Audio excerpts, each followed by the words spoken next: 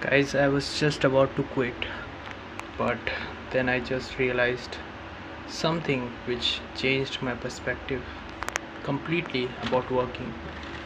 So basically, like every other person, I also have some goals, and some are based on entrepreneurship, some are based on fitness, some are based on my skills, and I like to focus on one goal at a time mostly because it's very difficult to juggle different types of goals and tasks. So what I realized is that most of the founders, for example, right now if I'm talking about my startup goal, most of the founders, I think personally, that they quit not because they are not winning, or they are not getting their uh, hitting their target revenue or getting users, anything like that. I think they fail because of this cognitive pain, that you are not able to think clearly in the middle of chaos. There are a lot of chaotic moments when you are building a company, especially if you are building it from scratch and for the first time. It's my first time as well, so it's a lot of pain. Like Elon Musk says that starting a company is like eating glass and staring into the abyss. So that is the situation, especially in the early stage. But what I found that the most painful thing is that you are doing something, and you have to do everything because initially you cannot afford to hire anyone. You don't have any money, and you don't even have an experience of what to hire for.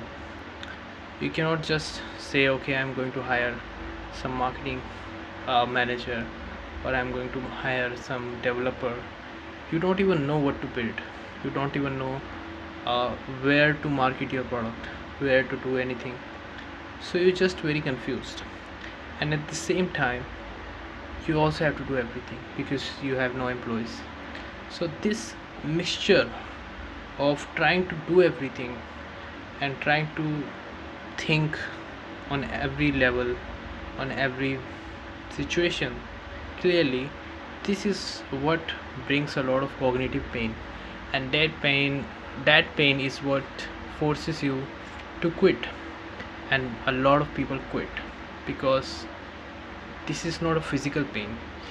Nothing is happening in physically unless you are truly grinding yourself like 80 or 100 hours a week. I don't do that much. I just do during the day. In the evening, I go for a job. So that's enough for me initially. So what I realized that we should separate our work in different modes. That instead of just uh, blurring the line between the two, for example, you there should be an employee mode and there should be a boss mode. Like where initially you cannot afford employees, so there should be a time of the day when you act as an employee, where your only and only job is to just work, is to just get things done. You have a list of tasks. Some tasks are one time tasks, like they just need to get done once. Some are tasks which are, for example, one time task could be like you need to come up with a logo, you need to come up with name of a company, like what type of what is the name of your company. You need to come up with something else, you need to build something which only happens once. So that is a one time task example. Another type of task is a recurring task, which happens every few days or every day. Some tasks are very daily tasks, like okay, you need to post 3 pieces of content on Instagram or YouTube.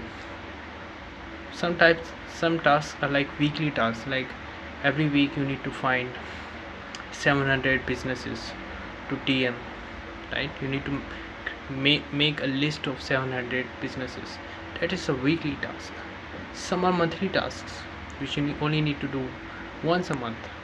So based on the situation, based on the day, as an employee yourself, you need to find out, okay, what do I do today as an employee, right, in my employee's time, because you are the founder.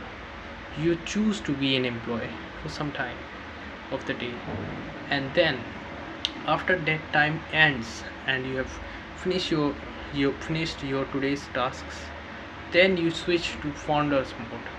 And here you don't do any work, you don't do any task. Here your work is, your only and only job is to think, right, and think clearly. When you mix doing with thinking, nothing happens well. You do tasks, when you do tasks you are worrying about, okay, the different problems that you are having. And when you're focusing on problems, you worry about okay, these are the different tasks which are left to do. So when you get confused, your mind, your brain get confused, it causes a lot of cognitive pain, which is like a disease for a founder and as a human being as well. So you separate yourself.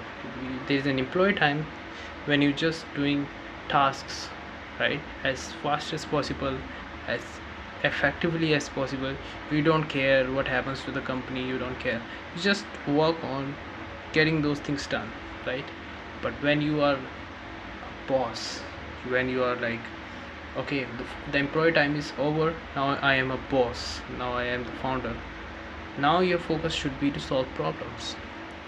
I call this strategy mode. The first one is the execution mode, where you just execute tasks. The second one is the strategy mode, where you focus on solving the biggest problems that the company is having and how to solve problems, right? So that's another topic to make a video about. But basically you find out what is the problem which is stopping you from achieving your goals, which is holding back progress. That is the focus problem that you need to solve. If you solve some small problems which doesn't really matter, it just give you a little bit of an improvement or efficiency or convenience, that is not the right problem to solve. As a founder, you need to solve the biggest problems the company is having, right? And the biggest problems always comes from very small limiting factors. So that is a different concept which I will make a different video about it. So just get the idea that progress doesn't mean chasing growth. Progress doesn't mean, okay, I'm going to go faster, I'm going to chase the goal like an ambitious person. No, progress comes from finding out what is holding you back, right? If you want to go somewhere, there is a distance to travel, right? And you are already traveling. When you are in the employee mode, you are already doing things, you're traveling. But traveling alone will not take you there, right? Because on the path there are going to be a lot of problems, there are a lot of obstacles, a lot of issues, which are going to stop you, which are going to slow you. And if you don't have a kind of a system to tackle them strategically, then you're going to fail, and ultimately you will do what most 90% of the people do, which is quit. So we don't want to quit. So what's the takeaway? You separate doing from thinking. When it's time to do, you just do. When it's time to think, you just think. And the deadly combination of both makes you an amazing force multiplier towards progress, which is what we want as a founder and as a human being as well. This can be applied to kind of everything, because for example, let's say you want to learn guitar, want to learn some musical instruments, right? So what is going to be the execution part here? The execution mode will be just to practice, right? And what is going to be the strategy mode? You just record yourself and see where are you failing, what is it that needs improvement, and you just work on that.